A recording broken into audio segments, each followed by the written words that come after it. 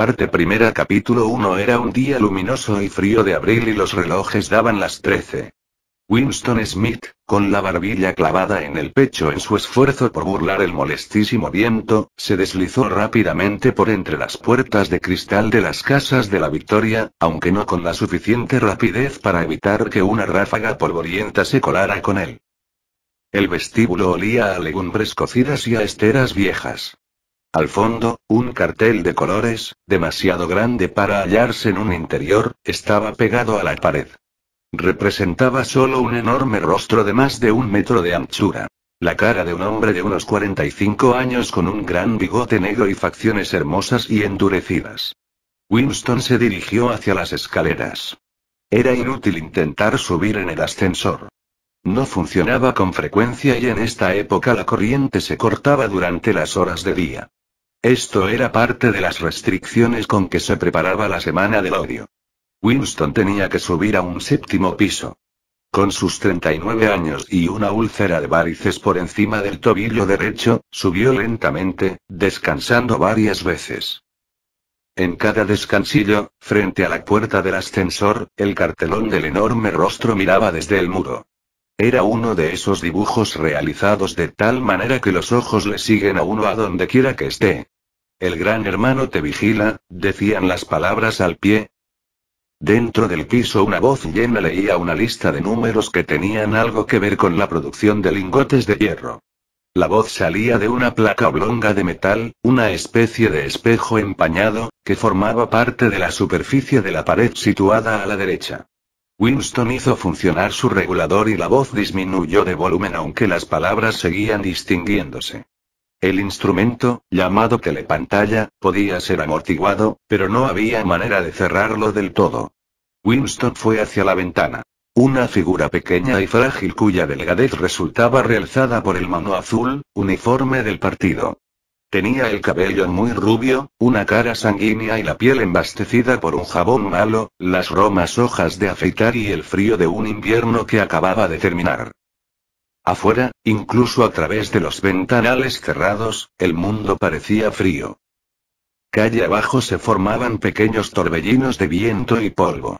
Los papeles rotos subían en espirales y, aunque el sol lucía y el cielo estaba intensamente azul, nada parecía tener color a no ser los carteles pegados por todas partes. La cara de los bigotes negros miraba desde todas las esquinas que dominaban la circulación. En la casa de enfrente había uno de estos cartelones. El gran hermano te vigila, decían las grandes letras, mientras los sombríos ojos miraban fijamente a los de Winston.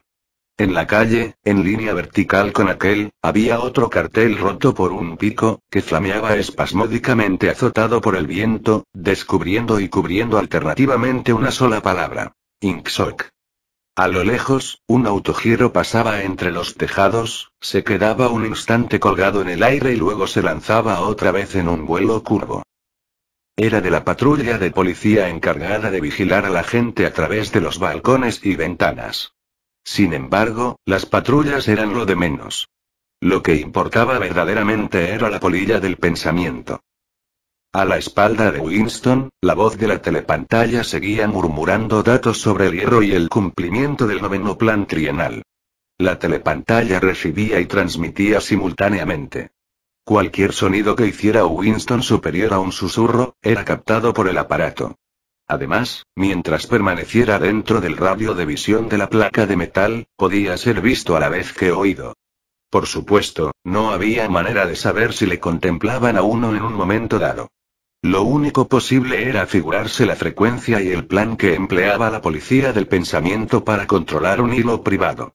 Incluso se concedía que los vigilaran a todos a la vez. Pero, desde luego, podían intervenir su línea de usted cada vez que se les antojara. Tenía usted que vivir y en esto el hábito se convertía en un instinto con la seguridad de que cualquier sonido emitido por usted sería registrado y escuchado por alguien y que, excepto en la oscuridad, todos sus movimientos serían observados. Winston se mantuvo de espaldas a la telepantalla. Así era más seguro. Aunque, como él sabía muy bien, incluso una espalda podía ser reveladora.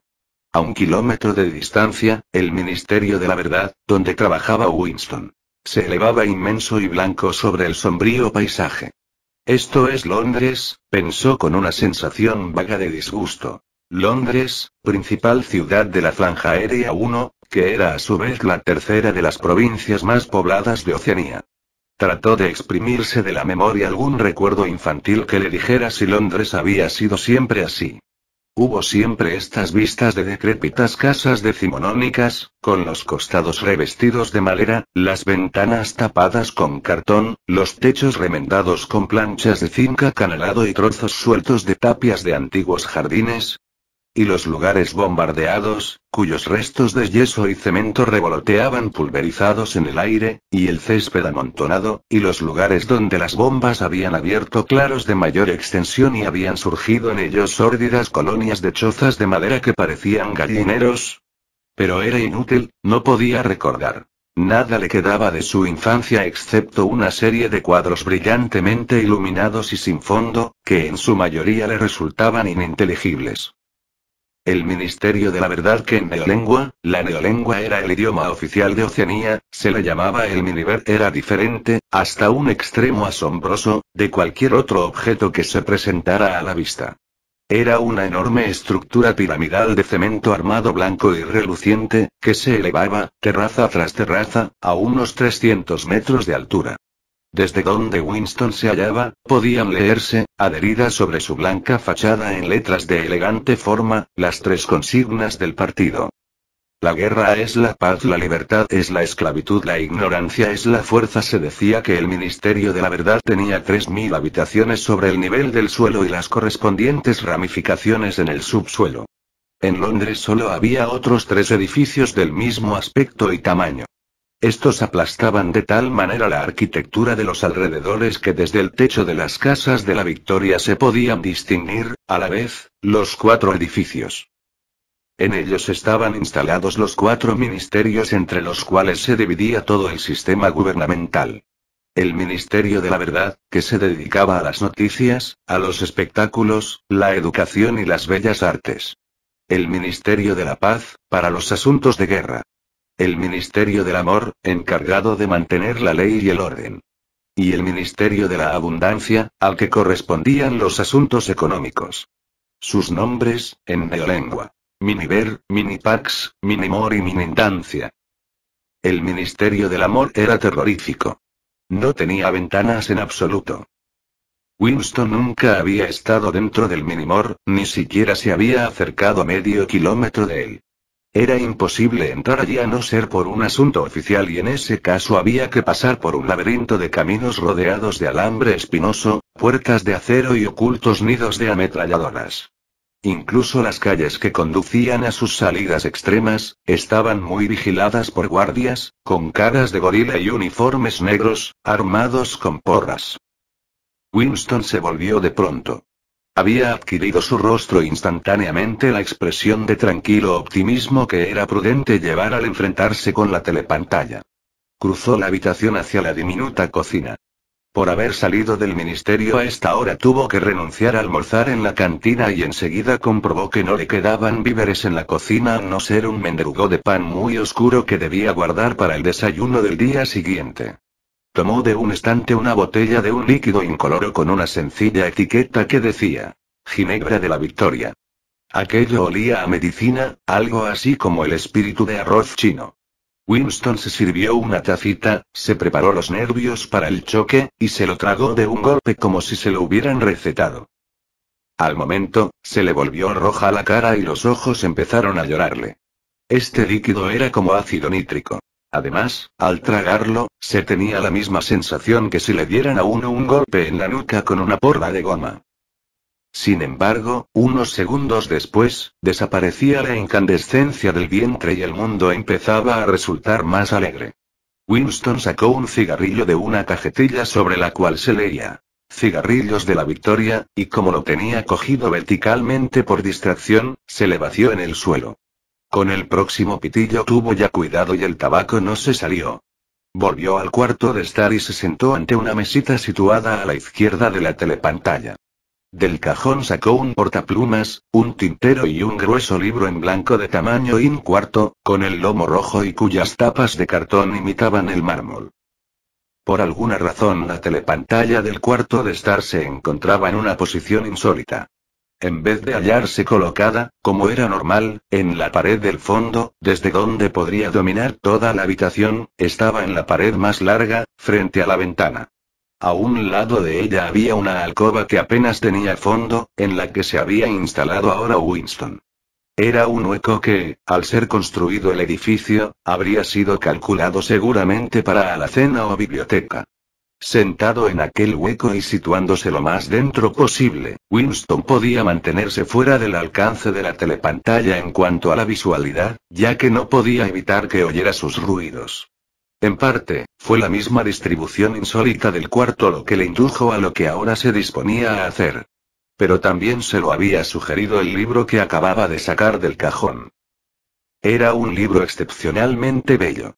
Su papel, suave y cremoso, un poco amarillento por el paso del tiempo, por lo menos hacía 40 años que no se fabricaba. Sin embargo, Winston suponía que el libro tenía muchos años más. Lo había visto en el escaparate de un establecimiento de compra-venta en un barrio miserable de la ciudad, no recordaba exactamente en qué barrio había sido, y en el mismísimo instante en que lo vio, sintió un irreprimible deseo de poseerlo. Los miembros del partido no deben entrar en las tiendas corrientes, a esto se le llamaba, en tono de severa censura, traficar en el mercado libre, pero no se acataba rigurosamente esta prohibición porque había varios objetos como cordones para los zapatos y hojas de afeitar que era imposible adquirir de otra manera. Winston, antes de entrar en la tienda, había mirado en ambas direcciones de la calle para asegurarse de que no venía nadie y, en pocos minutos, adquirió el libro por $2.50. En aquel momento no sabía exactamente para qué deseaba el libro. Sintiéndose culpable se lo había llevado a su casa, guardado en su cartera de mano. Aunque estuviera en blanco, era comprometido guardar aquel libro. Lo que ahora se disponía Winston a hacer era abrir su diario. Esto no se consideraba ilegal, en realidad, nada era ilegal, ya que no existían leyes, pero si lo detenían podía estar seguro de que lo condenarían a muerte, o por lo menos a 25 años de trabajos forzados.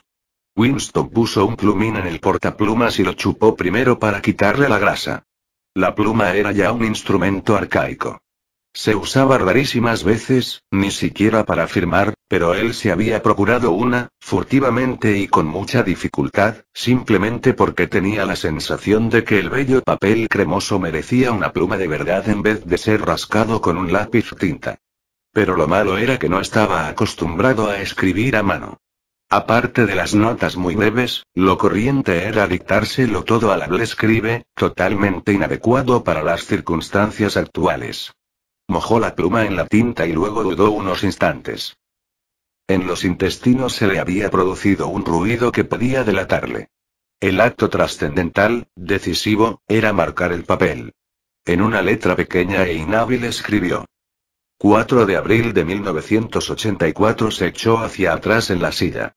Estaba absolutamente desconcertado. Lo primero que no sabía con certeza era si aquel era, de verdad, el año 1984. Desde luego, la fecha debía de ser aquella muy aproximadamente, puesto que él había nacido en 1944 o 1945, según creía. Pero, cualquiera va a saber hoy en qué año vive. Se decía Winston. Y se le ocurrió de pronto preguntarse: ¿para quién estaba escribiendo él este diario? Para el futuro, para los que aún no habían nacido. Su mente se posó durante unos momentos en la fecha que había escrito a la cabecera y luego se le presentó, sobresaltándose terriblemente, la palabra neolingüística doble pensar. Por primera vez comprendió la magnitud de lo que se proponía hacer. ¿Cómo iba a comunicar con el futuro? Esto era imposible por su misma naturaleza. Una de dos. O el futuro se parecía al presente y entonces no le haría ningún caso, o sería una cosa distinta y, en tal caso, lo que él dijera carecería de todo sentido para ese futuro. Durante algún tiempo permaneció contemplando estúpidamente el papel. La telepantalla transmitía ahora estridente música militar. Es curioso. Winston no solo parecía haber perdido la facultad de expresarse, sino haber olvidado de qué iba a ocuparse. Por espacio de varias semanas se había estado preparando para este momento y no se le había ocurrido pensar que para realizar esa tarea se necesitara algo más que atrevimiento. El hecho mismo de expresarse por escrito, creía él, le sería muy fácil. Solo tenía que trasladar al papel el interminable e inquieto monólogo que desde hacía muchos años venía corriéndole por la cabeza. Sin embargo, en este momento hasta el monólogo se le había secado. Además, sus varices habían empezado a escocerle insoportablemente. No se atrevía a rascarse porque siempre que lo hacía se le inflamaba aquello. Transcurrían los segundos y él solo tenía conciencia de la blancura del papel ante sus ojos, el absoluto vacío de esta blancura, el escozor de la piel sobre el tobillo, el estruendo de la música militar, y una leve sensación de atontamiento producido por la ginebra. De repente, empezó a escribir con gran rapidez, como si lo impulsara el pánico, dándose apenas cuenta de lo que escribía. Con su letrita infantil iba trazando líneas torcidas y si primero empezó a comerse las mayúsculas, luego suprimió incluso los puntos. 4 de abril de 1984. Anoche estuve en los Flicks. Todas las películas eran de guerra.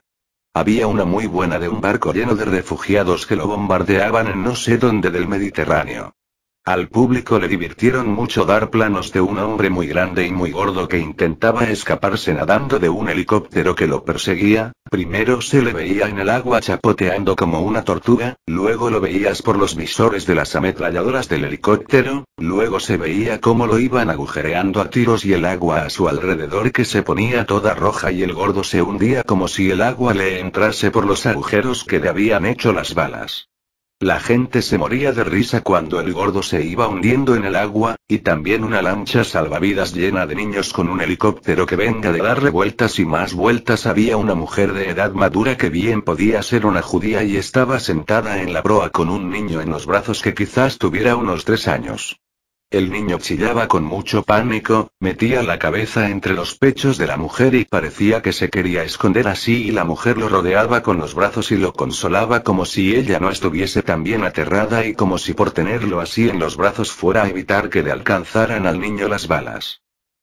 Entonces va el helicóptero y tira una bomba de 20 kilos sobre el bote y no queda ni una astilla de él, que fue una explosión pero qué magnífica, y luego salía un primer plano maravilloso del brazo del niño subiendo por el aire. Yo creo que un helicóptero con su cámara debe haberlo seguido así por el aire y la gente aplaudió muchísimo, pero una mujer que estaba entre los proletarios empezó a armar un escándalo terrible chillando que no debían echar eso, no debían echarlo delante de los críos, que no debían, hasta que la policía la sacó de allí a rastras. No creo que le pasara nada, a nadie le importa lo que dicen los proletarios porque dicen es la reacción típica de las proletarias y nadie hace caso y nunca. Winston dejó de escribir, en parte debido a que le daban calambres. No sabían por qué había soltado esta sarta de incongruencias. Pero lo curioso era que mientras lo hacía se le había aclarado otra faceta de su memoria hasta el punto de que ya se creía en condiciones de escribir lo que realmente había querido poner en su libro. Ahora se daba cuenta de que si había querido venir a casa a empezar su diario precisamente hoy era a causa de este otro incidente. Había ocurrido aquella misma mañana en el ministerio, si es que algo de tal vaguedad podía haber ocurrido. Cerca de las 11:05 en el departamento de registro, donde trabajaba Winston, sacaban las sillas de las cabinas y las agrupaban en el centro del vestíbulo, frente a la gran telepantalla, preparándose para los 2 minutos de odio. Winston acababa de sentarse en su sitio, en una de las filas de en medio, cuando entraron 2 personas a quienes él conocía de vista, pero a las cuales nunca había hablado. Una de estas personas era una muchacha con la que se había encontrado frecuentemente en los pasillos. No sabía su nombre, pero sí que trabajaba en el departamento de novela. Probablemente ya que la había visto algunas veces con las manos grasientas y llevando paquetes de composición de imprenta, tendría alguna labor mecánica en una de las máquinas de escribir novelas. Era una joven de aspecto audaz, de unos 27 años, con espeso cabello negro, cara pecosa y movimientos rápidos y atléticos. Llevaba el mono ceñido por una estrecha faja roja que le daba varias veces la vuelta a la cintura, realzando así la atractiva forma de sus caderas. Y ese cinturón era el emblema de la Liga Juvenil Antisex. A Winston le produjo una sensación desagradable desde el primer momento en que la vio. Y sabía la razón de este mal efecto. La atmósfera de los campos de hockey y duchas frías, de excursiones colectivas y el aire general de higiene mental que trascendía de ella. En realidad, a Winston le molestaban casi todas las mujeres y especialmente las jóvenes y bonitas porque eran siempre las mujeres, y sobre todo las jóvenes, lo más fanático del partido, las que se tragaban todos los eslogans de propaganda y abundaban entre ellas las espías aficionadas y las que mostraban demasiada curiosidad por lo heterodoxo de los demás. Pero esta muchacha determinada le había dado la impresión de ser más peligrosa que la mayoría. Una vez que se cruzaron en el corredor, la joven le dirigió una rápida mirada oblicua que por unos momentos dejó aterrado a Winston. Incluso se le había ocurrido que podía ser una agente de la policía del pensamiento. No era, desde luego, muy probable. Sin embargo, Winston siguió sintiendo una intranquilidad muy especial cada vez que la muchacha se hallaba cerca de él, una mezcla de miedo y hostilidad. La otra persona era un hombre llamado O'Brien, miembro del Partido Interior y titular de un cargo tan remoto e importante, que Winston tenía una idea muy confusa de qué se trataba. Un rápido murmullo pasó por el grupo ya instalado en las sillas cuando vieron acercarse el mono negro de un miembro del Partido Interior. O'Brien era un hombre corpulento con un ancho cuello y un rostro vasto, brutal, y sin embargo rebosante de buen humor. A pesar de su formidable aspecto, sus modales eran bastante agradables. Solía ajustarse las gafas con un gesto que tranquilizaba a sus interlocutores, un gesto que tenía algo de civilizado, y esto era sorprendente tratándose de algo tan leve. Ese gesto, si alguien hubiera sido capaz de pensar así, todavía podía haber recordado a un aristócrata del siglo XVIII ofreciendo rapé en su cajita. Winston había visto a O'Brien quizás solo una docena de veces en otros tantos años. Sentíase fuertemente atraído por él y no solo porque le intrigaba el contraste entre los delicados modales de O'Brien y su aspecto de campeón de lucha libre, sino mucho más por una convicción secreta o quizás ni siquiera fuera una convicción, sino solo una esperanza de que la ortodoxia política de O'Brien no era perfecta. Algo había en su cara que le impulsaba a uno a sospecharlo irresistiblemente. Y quizás no fuera ni siquiera heterodoxia lo que estaba escrito en su rostro, sino, sencillamente, inteligencia. Pero de todos modos su aspecto era el de una persona a la que se le podría hablar si, de algún modo, se pudiera eludir la telepantalla y llevarlo aparte. Winston no había hecho nunca el menor esfuerzo para comprobar su sospecha y es que, en verdad, no había manera de hacerlo. En este momento, O'Brien miró su reloj de pulsera y, al ver que eran las 11:05, seguramente decidió quedarse en el departamento de registro hasta que pasaran los 2 minutos de odio. Tomó asiento en la misma fila que Winston, separado de él por 2 sillas.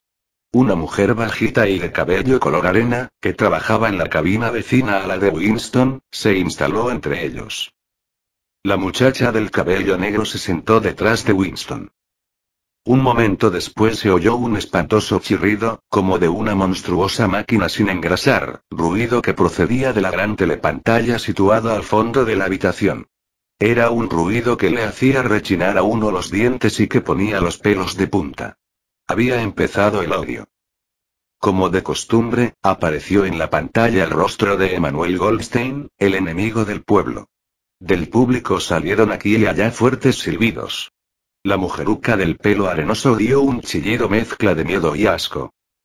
Goldstein era el renegado que desde hacía mucho tiempo, nadie podía recordar cuánto, había sido una de las figuras principales del partido, casi con la misma importancia que el Gran Hermano, y luego se había dedicado a actividades contrarrevolucionarias, había sido condenado a muerte y se había escapado misteriosamente, desapareciendo para siempre. Los programas de los 2 minutos de odio variaban cada día, pero en ninguno de ellos dejaba de ser Goldstein el protagonista. Era el traidor por excelencia, el que antes y más que nadie había manchado la pureza del partido. Todos los subsiguientes crímenes contra el partido, todos los actos de sabotaje, herejías, desviaciones y traiciones de toda clase procedían directamente de sus enseñanzas.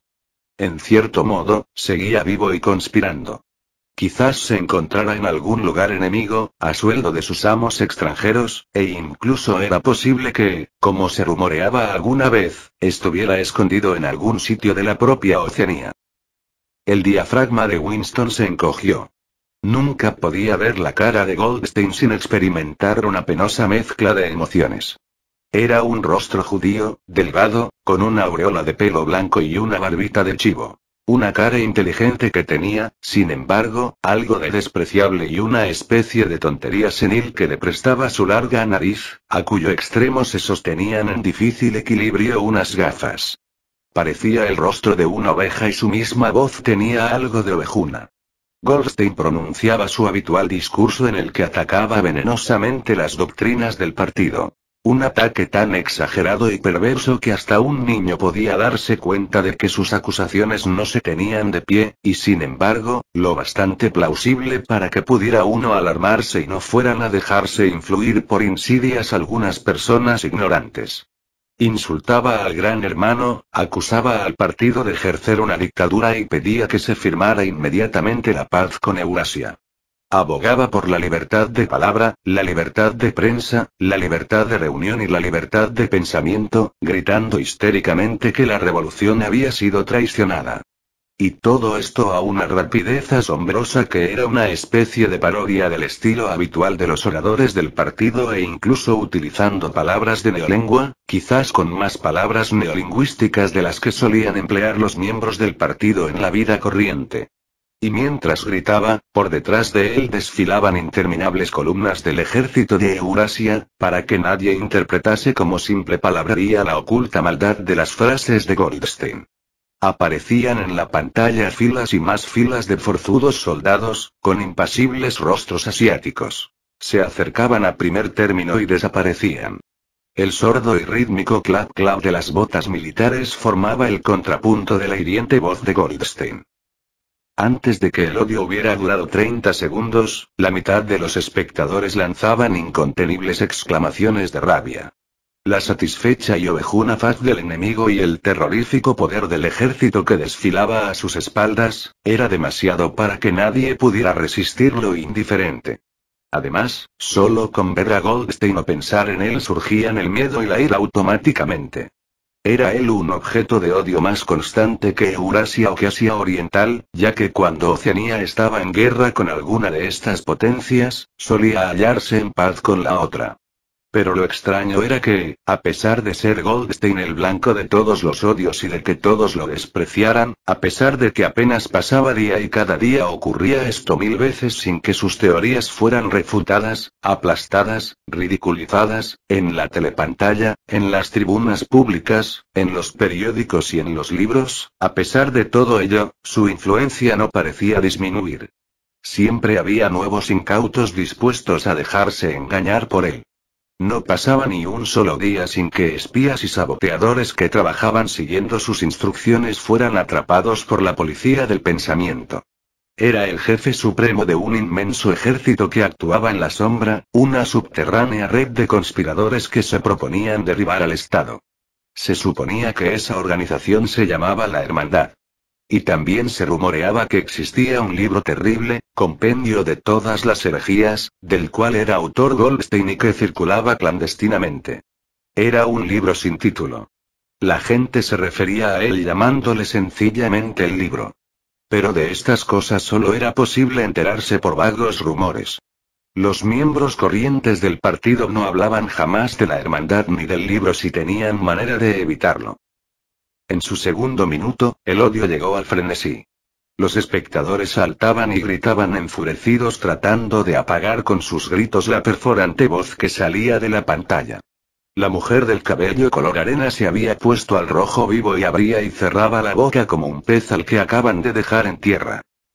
Incluso O'Brien tenía la cara congestionada. Estaba sentado muy rígido y respiraba con su poderoso pecho como si estuviera resistiendo la presión de una gigantesca ola. La joven sentada exactamente detrás de Winston, aquella morena, había empezado a gritar: «¡Cerdo!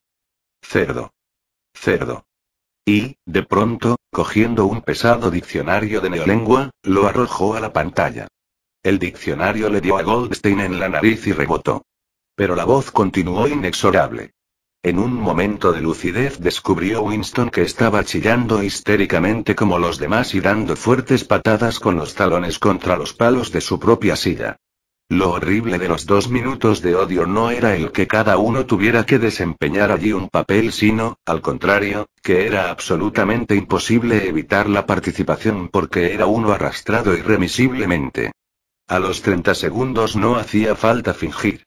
Un éxtasis de miedo y venganza, un deseo de matar, de torturar, de aplastar rostros con un martillo, parecían recorrer a todos los presentes como una corriente eléctrica convirtiéndole a uno, incluso contra su voluntad, en un loco gesticulador y vociferante. Y sin embargo, la rabia que se sentía era una emoción abstracta e indirecta que podía aplicarse a uno u otro objeto como la llama de una lámpara de soldadura autógena. Así, en un momento determinado, el odio de Winston no se dirigía contra Goldstein, sino contra el propio Gran Hermano, contra el partido y contra la policía del pensamiento. Y entonces su corazón estaba de parte del solitario e insultado hereje de la pantalla, único guardián de la verdad y la cordura en un mundo de mentiras. Pero al instante siguiente, se hallaba identificado por completo con la gente que le rodeaba y le parecía verdad todo lo que decían de Goldstein. Entonces, su odio contra el Gran Hermano se transformaba en adoración, y el Gran Hermano se elevaba como una invencible torre, como una valiente roca capaz de resistir los ataques de las hordas asiáticas, y Goldstein, a pesar de su aislamiento, de su desamparo y de la duda que flotaba sobre su existencia misma, aparecía como un siniestro brujo capaz de acabar con la civilización entera tan solo con el poder de su voz. Incluso era posible, en ciertos momentos, desviar el odio en una u otra dirección mediante un esfuerzo de voluntad. De pronto, por un esfuerzo semejante al que nos permite separar de la almohada la cabeza para huir de una pesadilla, Winston conseguía trasladar su odio a la muchacha que se encontraba detrás de él. Por su mente pasaban, como ráfagas, bellas y deslumbrantes alucinaciones. Le daría latigazos con una porra de goma hasta matarla. La ataría desnuda en un piquete y la atravesaría con flechas como a San Sebastián. La violaría y en el momento del clímax le cortaría la garganta. Sin embargo, se dio cuenta mejor que antes de por qué la odiaba. La odiaba porque era joven y bonita y asexuada. Porque quería irse a la cama con ella y no lo haría nunca. Porque alrededor de su dulce y cimbreante cintura, que parecía pedir que la rodearan con el brazo, no había más que la odiosa banda roja, agresivo símbolo de castidad. El odio alcanzó su punto de máxima exaltación. La voz de Goldstein se había convertido en un auténtico balido ovejuno. Y su rostro, que había llegado a ser el de una oveja, se transformó en la cara de un soldado de Eurasia, el cual parecía avanzar, enorme y terrible, sobre los espectadores disparando atronadoramente su fusil ametralladora. Enteramente parecía salirse de la pantalla, hasta tal punto que muchos de los presentes se echaban hacia atrás en sus asientos.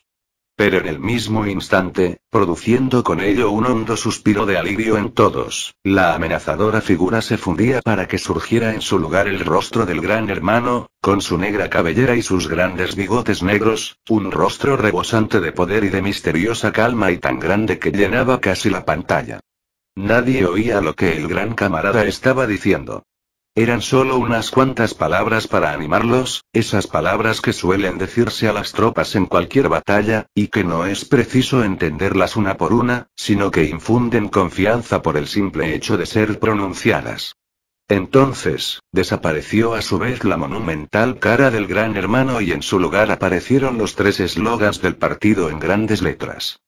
La guerra es la paz, la libertad es la esclavitud, la ignorancia es la fuerza, pero daba la impresión por un fenómeno óptico psicológico de que el rostro del Gran Hermano persistía en la pantalla durante algunos segundos, como si el impacto que había producido en las retinas de los espectadores fuera demasiado intenso para borrarse inmediatamente. La mujeruca del cabello color arena se lanzó hacia adelante, agarrándose a la silla de la fila anterior y luego, con un trémulo murmullo que sonaba algo así como mi Salvador, extendió los brazos hacia la pantalla. Después ocultó la cara entre sus manos. Sin duda, estaba rezando a su manera. Entonces, todo el grupo prorrumpió en un canto rítmico, lento y profundo. GH. GH, GH. Dejando una gran pausa entre la G y la H. Era un canto monótono y salvaje en cuyo fondo parecían oírse pisadas de pies desnudos y el batir de los tam-tam. Este canturreo duró unos 30 segundos. Era un estribillo que surgía en todas las ocasiones de gran emoción colectiva. En parte, era una especie de himno a la sabiduría y majestad del Gran Hermano. Pero, más aún, constituía aquello un procedimiento de autohipnosis, un modo deliberado de ahogar la conciencia mediante un ruido rítmico. A Winston parecían enfriársele las entrañas. En los 2 minutos de odio, no podía evitar que la oleada emotiva le arrastrase, pero este infrahumano canturreo GH, GH, GH. Siempre le llenaba de horror. Desde luego, se unía al coro. Esto era obligatorio. Controlar los verdaderos sentimientos y hacer lo mismo que hicieran los demás era una reacción natural. Pero durante un par de segundos, sus ojos podían haberlo delatado. Y fue precisamente en esos instantes cuando ocurrió aquello que a él le había parecido significativo, si es que había ocurrido. Momentáneamente, sorprendió la mirada de O'Brien. Este se había levantado. Se había quitado las gafas volviéndoselas a colocar con su delicado y característico gesto. Pero durante una fracción de segundo, se encontraron sus ojos con los de Winston y este supo que O'Brien pensaba lo mismo que él. Un inconfundible mensaje se había cruzado entre ellos. Era como si sus dos mentes se hubieran abierto y los pensamientos hubieran volado de la una a la otra a través de los ojos. Estoy contigo, parecía estarle diciendo O'Brien.